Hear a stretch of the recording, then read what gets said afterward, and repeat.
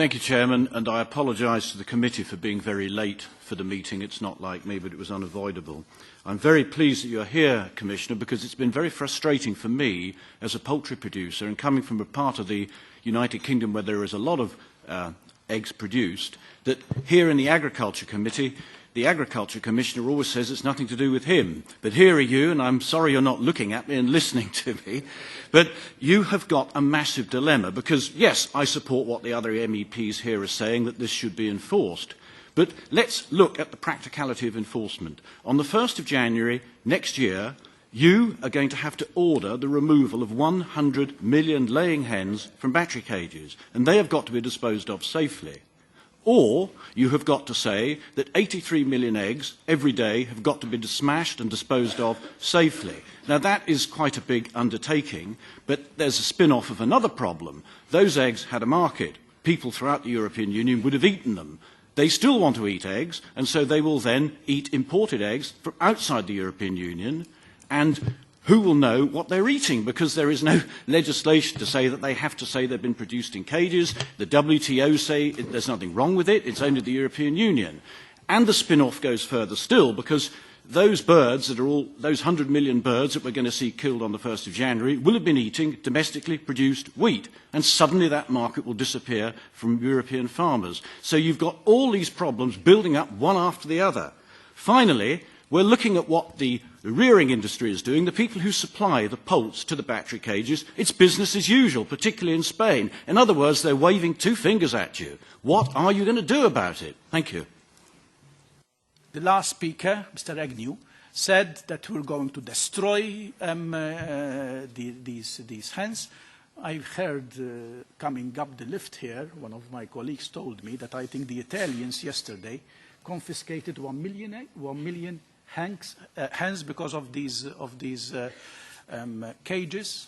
I don't know what they are doing with them. I think with 1 million hens, if it's true, maybe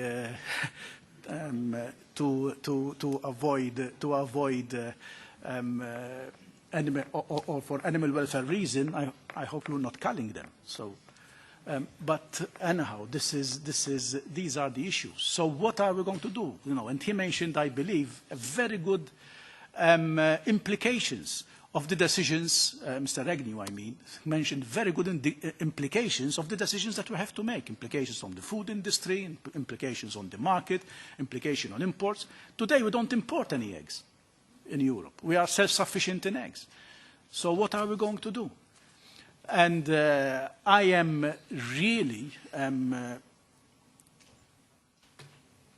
waiting to have the full implication, the full information in my hands, so that we can, in a proportionate and also, I think, in an intelligent way, assess the implications that we're going to do. We have to avoid unfair competition. I think that is one of the rules. We cannot have eggs from farms that have not complied with these rules to compete with eggs, you know, in countries that have complied with these rules. For example, that is, I believe, one of the basic elements of that any plan should be based on.